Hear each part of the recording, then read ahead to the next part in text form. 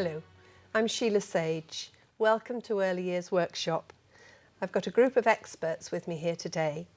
Jed Cotton, who's an infant head teacher from Hove, Diane Rich, who's an early years consultant, and our special guest, Jane Hackett, who's a foundation stage manager. Jane, Canterbury Cross is a large, diverse primary school, isn't it? Tell us a little bit about it. The nursery where I work has up to 78 children on roll. Now, these children come from many, many cultures. Yes. They're mainly of Muslim faith. They speak a variety of languages. But this gives you a wonderful diversity, doesn't it? It certainly does, because we base everything that we can on the children. They bring with them a wealth of experiences.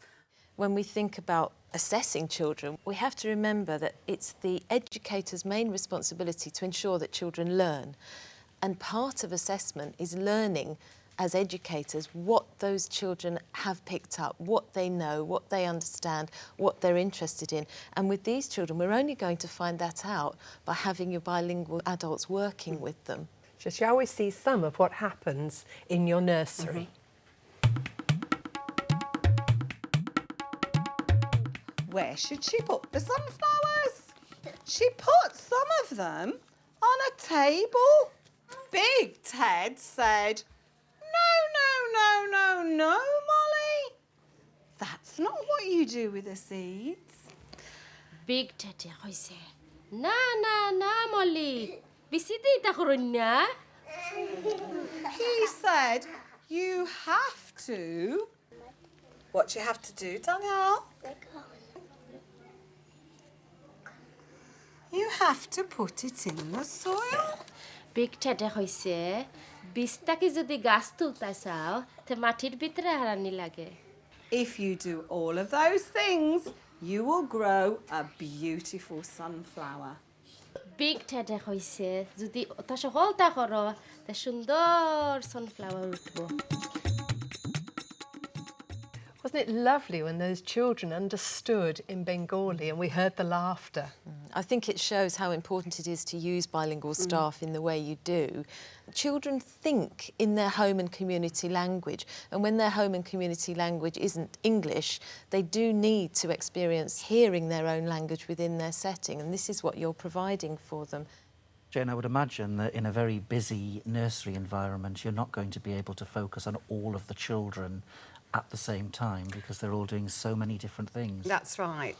That's the importance of having a planning meeting at the start of the morning or the start of the afternoon. And during that time, we might decide to focus on a couple of children during that particular session. And one of those was Amani. Yes, it was. And we're going to have a look at how you assessed some of the things Amani did.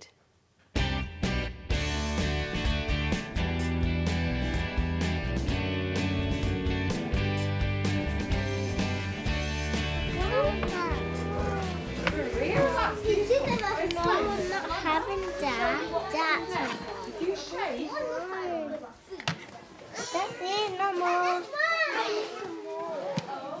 I did one more. Yeah, one more. That's it. A small garden in the middle of soil. Yeah. I'm gonna make. I'm gonna show Mrs. Hackett.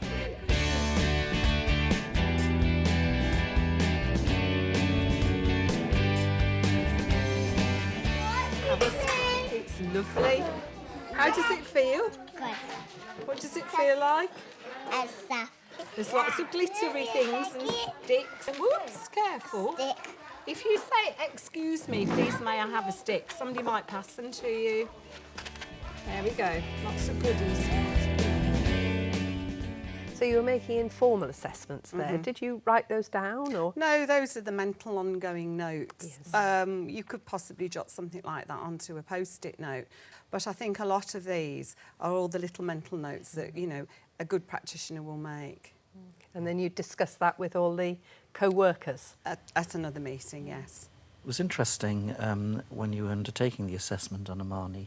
Did you have a particular focus in mind? And if so, how might that relate to future planning for her?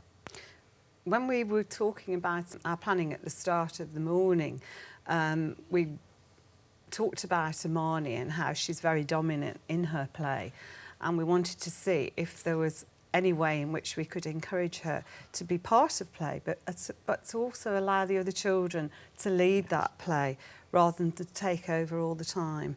So I'm assuming your next steps in planning would be opportunities for Amani to perhaps play with one other, sometimes a practitioner who would model sharing and working together, or sometimes there might be another child that Amani particularly gets on well with, and that there's an opportunity for them to role play together or play with small world toys together, or just two children together in that soil tray, because it's quite a challenge, isn't it, for children to work in a larger group, and for the nursery children it's sometimes very difficult. Would you always have all the areas of learning to assess, or would you just focus on one, two? I think it depends on the situation. I think that there's assessment where you want to get greater detail, presumably, in a particular area of learning where you've noticed and observed certain things about a child, but also within the rich array of experiences that nurseries would offer, then observing or following or tracking a child will generate a wealth of information across all 6 areas of learning. And I think it's very much dependent on particular child's needs and, I suppose, the logistics of staffing and organisation at the time. And sometimes you notice things that you just hadn't planned at all. Absolutely, absolutely. And whilst you were making assessments of Amani, Saida was involved with a smaller group, making more formal assessments. Let's see. What are those? Legs. Legs? How many legs is it? 1, 2, 3, 4, 5, 6.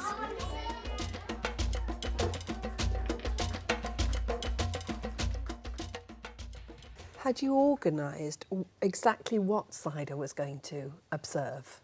Yes, we had. In this particular case, I wanted Saida to be looking at the mathematical development of the children, and that's what she was assessing there in that clip.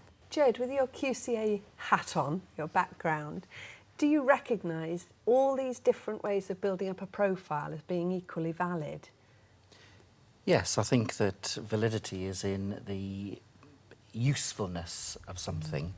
I mean, there was a lot of post-it stickers there, and obviously building up individual children's profiles, there's going to be too much information that you can put in at any one time. Yeah, don't you think there's still a worry out there amongst practitioners about exactly what assessment is and how they do it? Yes, I mean, assessment has become so high-profilely integral to practice, but clearly what people write down varies enormously.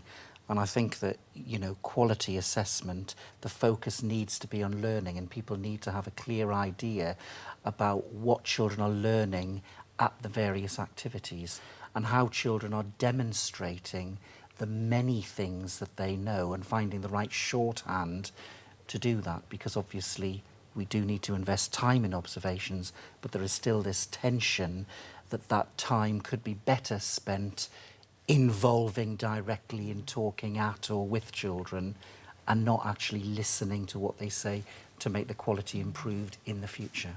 Yes, it's that time. People feel guilty, don't they, if they're standing back from children sometimes. Yes, I think they should always be interacting with the children. In actual fact, some of the best interaction is maybe to stand back out of it and to be that fly on the wall as an observer.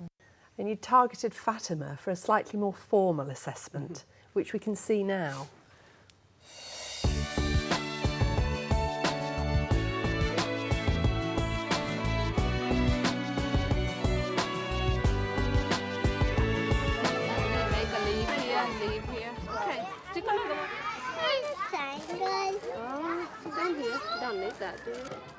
Oops. Find a green one. What's that, Tasneem? Flower. Green flower.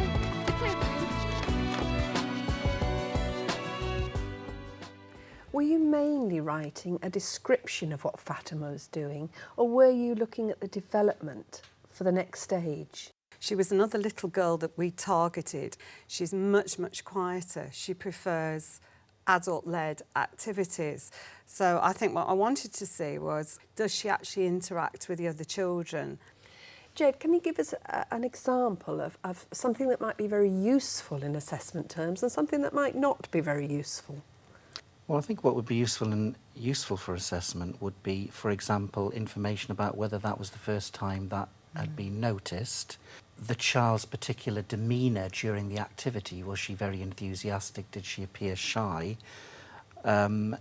Less useful things may just be comments about how many straws she used, whether she interacted but without giving any detail about the interaction during the context of the activity. I think sometimes that sort of thing can really tell us about our practice. And when we find that what we're offering children isn't telling us much about children's learning, it's a cue to us to wake up and say, hang on a minute, let me now look at what I'm providing children with. Yes. Quality experience for children will give quality opportunities to observe, and then we'll be really learning about our children.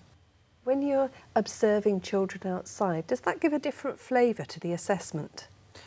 Oh, I think most definitely. I mean, the outside environment is essential because it offers different opportunities that you can't create inside. And I mean, at the risk of a stereotype, I'm sure that it creates a lot of assessment opportunities for boys who seem to need more space to be active and can demonstrate many of their skills and knowledge. And what help would you give to people about doing their observations? Well, I would bring in Fatima. If you've noticed particular things, or if you've noticed, as you've said, that Fatima likes to choose activities where there's an adult, you could tell Fatima that and see what she says. And maybe you're wrong. Maybe there are times when actually you're not focusing on Fatima and she's away in the climbing frame on her own, or she's in the home corner on her own. There might be things that you haven't noticed that she could actually tell you. So it's about discussing what goes on and perhaps using the child as well. Yeah. I think that's very helpful. I think it's about coming back to what we remind ourselves as the role of the educator and practitioner, and that is to ensure that children learn. But in doing that, we're looking at children, we're listening to children, we're tuning into children all the time, finding out how are they learning? Are they learning by the way I've provided these activities? Are they learning through the way I've organised these things? What does what they're doing tell me about them? What does what they're doing tell me about what I next need to do? And then it's looking back then at those observations that you've made and discussing them with your team. Yes. And saying, well, how can we then take on this learning? How can we become more involved with the children? Yes. We want all our children to be explorers. And I think if any child goes home at the end of the day and they haven't felt as if they're explorers in their world, we've actually let them down. I think you're right, Diane. Assessment tells you as much about the opportunities offered to children as it does about the children themselves. And that's all from Early Years Workshop today. I'd like to thank my guests, and especially Jane Hackett. Thank you. And from all of us here, goodbye.